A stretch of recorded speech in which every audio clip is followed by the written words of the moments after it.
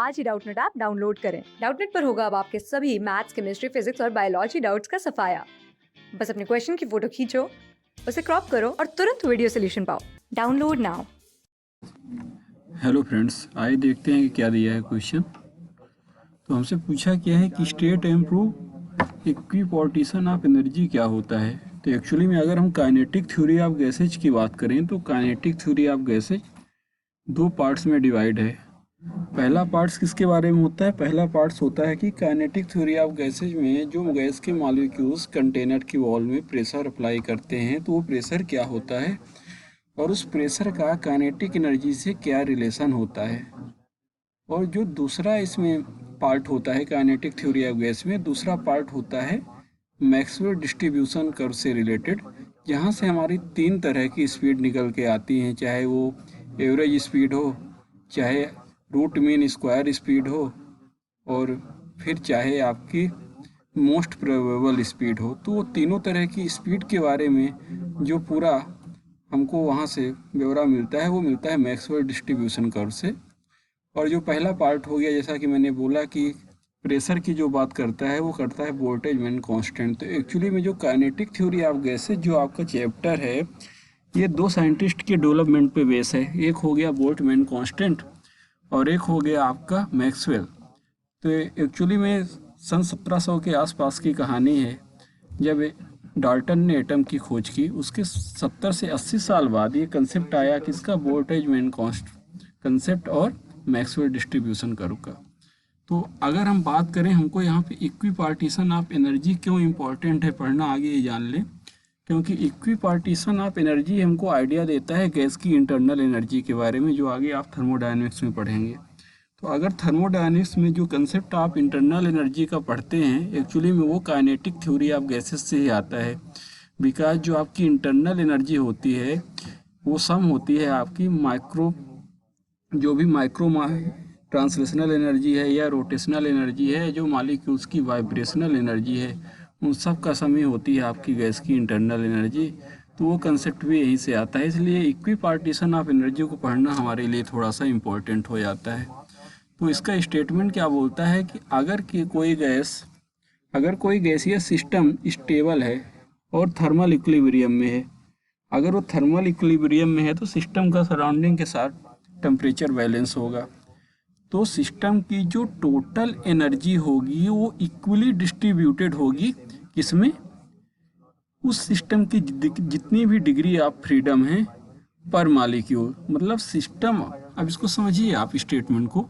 मैं स्टेटमेंट लिखने में उतना ज़्यादा इंटरेस्ट नहीं रखता, क्योंकि स्टेटमेंट तो आप कहीं से भी बुक्स वगैरह से या वेरियस टाइप के सोर्सेज है वहाँ से देख के पढ़ सकते हैं, लेकिन उसकी अंडरस्टैंडिंग होना आपके लिए बहुत इंपॉर्टेंट हो जाता है कि उस चीज़ों को आप किस तरीके से इंटरप्रेट करते हैं। ठीक है, तो अगर मैं बात करूं कि मेरे पास अगर कोई सिस्टम है, suppose this is our system, और इस सिस्टम के अंदर गैसियस मॉलिक्यूल्स हैं, तो बहुत तरह के मोशंस हो रहे हैं, तो इनकी डिग्री ऑफ फ्रीडम भी होंगी। सपोज इनकी डिग्री ऑफ फ्रीडम है गैसियस सिस्टम की, और ये सिस्टम थर्मल इक्विलिब्रियम में है, मतलब अगर ये सराउंडिंग है तो सराउंडिंग का टेम्परेचर भी T होगा।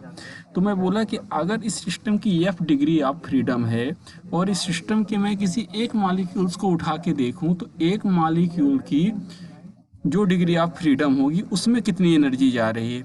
ऐसे अगर मैं इसको फला मॉलिक्यूल ए बोल दिया, सपोज दूसरा मॉलिक्यूल में कोई यहाँ से उठा के बी देखा, अगर मैं दूसरा मॉलिक्यूल बी उठा के देखा और मैं उसके बारे में सोचा कि इसकी कुछ डिग्री ऑफ फ्रीडम होगी, बिल्कुल होगी, ठीक है, और फिर मैं देखा कि इसके पास कितनी एनर्जी है। ऐसे सिस्टम में जितने भी मॉलिक्यूल्स थे, मैं हर एक मॉलिक्यूल्स की हर इंडिविजुअल डिग्री ऑफ फ्रीडम के कॉरस्पॉन्डिंग उनकी एनर्जी को देखा, और कोइंसिडेंटली कुछ ऐसा हुआ कि हर मॉलिक्यूल्स की जो एनर्जी आ रही थी ट्रांसलेशनल मोशन की वजह से वो सेम आ रही थी। और वो कितनी आ रही थी? वो आ रही थी ½ kT। तो यही स्टेटमेंट होता है आपके इक्विपार्टीशन ऑफ एनर्जी का। मतलब हर मॉलिक्यूल्स को उतना ही मिलेगा जितना दूसरे को मिल रहा है, मतलब कोई भेदभाव नहीं है किसी भी मॉलिक्यूल्स में। ये बोलता है आपका इक्विपार्टीशन ऑफ एनर्जी। तो हर मॉलिक्यूल्स की ईच डिग्री ऑफ फ्रीडम के करस्पॉन्डिंग जो एनर्जी होगी वो कितनी होगी? ½ kT। ठीक है, ये बोलता है स्टेटमेंट आपका। स्टेटमेंट तो आप समझ चुके होंगे। अब स्टेटमेंट के आगे अगर मैं प्रूफ पे आता हूँ तो इसका प्रूफ भी काफ़ी लॉजिकल है, क्योंकि कोई मैथमेटिकल प्रूफ है नहीं, तो इसको लॉजिक से प्रूव किया गया है। लॉजिक से कैसे प्रूव किया गया कि सपोज अगर आप कोई मोनो एटॉमिक गैसियस सिस्टम को कंसीडर करते हो, अगर मैं प्रूफ की बात करता हूँ तो प्रूफ कैसे दोगे आप? Taken a mono atomic gaseous system. Mono atomic लेने का मेरा क्यों पर्पज है? Mono atomic gaseous system. अगर मैं मोनो एटॉमिक सिस्टम कंसीडर करूँगा तो उससे हमको क्या फ़ायदा होने वाला है कि इस मॉलिक्यूल्स की जो भी डिग्री ऑफ फ्रीडम होगी वो उसकी ट्रांसलेशनल मोशन की वजह से होगी।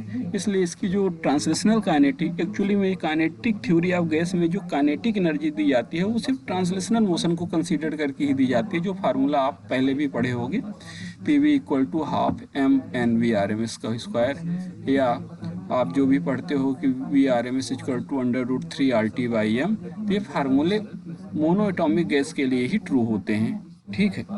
तो अगर मैं बात करूं कि अगर मेरे पास एक मॉलिक्यूल्स है, ठीक है, एक मॉलिक्यूल्स है और उसको मैं मोनो एटॉमिक कंसीडर किया तो इसकी डिग्री ऑफ फ्रीडम तो 3 होगी, बिल्कुल होगी। डिग्री ऑफ फ्रीडम 3 है तो इसकी काइनेटिक एनर्जी में क्या बोलूँगा? अगर इसकी वेलोसिटी v हो तो ½ mv² ये RMS वेलोसिटी होगी, ½ mv² क्या लिखेंगे आप यहाँ से?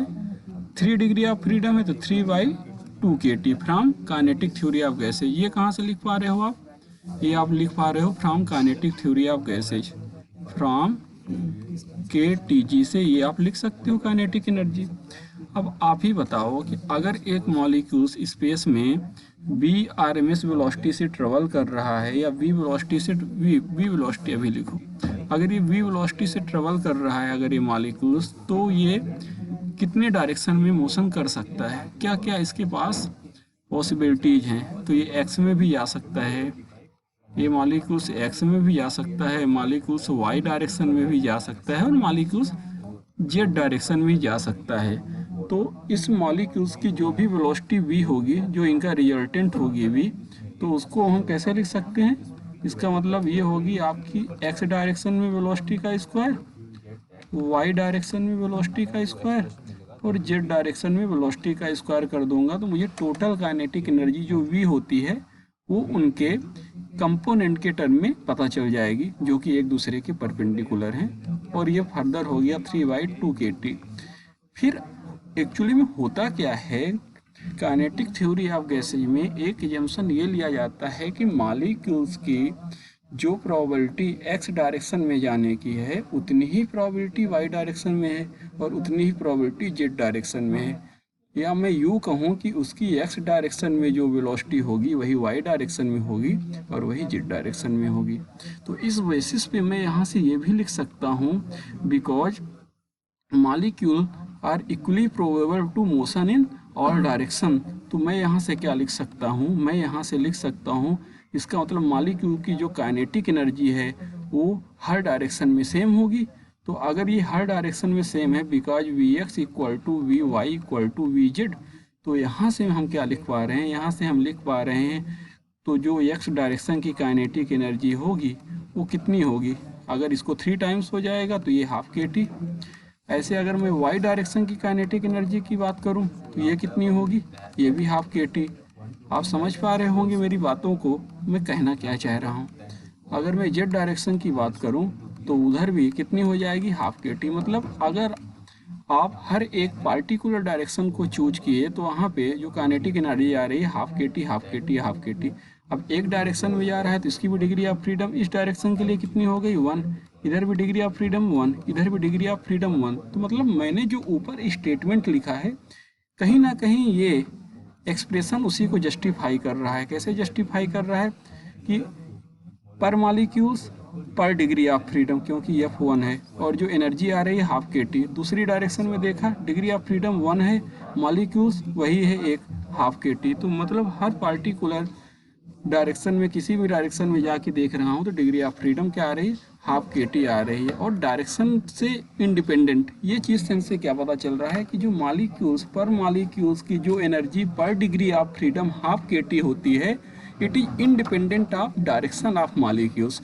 बिकॉज जो गैसियस मालिक्यूल्स होते हैं वो रैंडम मोशन में होते हैं, मतलब उनका कोई अता पता नहीं कि आज इस डायरेक्शन में जा रहा है तो अगले आने वाले स्टैंड पे वो किधर जाएगा। इसका मतलब वो डायरेक्शन लेस होते हैं, जिग जैग पाथ में मूव करते हैं, इसलिए इनका जो मोशन होता है वो इंडिपेंडेंट ऑफ डायरेक्शन होता है, डायरेक्शन लेस होता है। यहाँ से हम ये कंट्राडिक्ट कर पा रहे हैं, सॉरी ये कंक्लूड कर पा रहे हैं मालिक्यूल्स की जो डिग्री ऑफ फ्रीडम पर डिग्री ऑफ फ्रीडम जो काइनेटिक एनर्जी होगी ड्यू टू ट्रांसलेशनल मोशन वो कितनी होती है, हाफ के टी। तो यहाँ से आप ये प्रूफ भी समझ पाए बाय लॉजिक, और स्टेटमेंट तो मैं आपको ऊपर समझा दिया।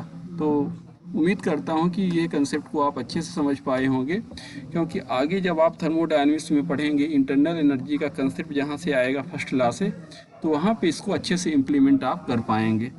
Thank you.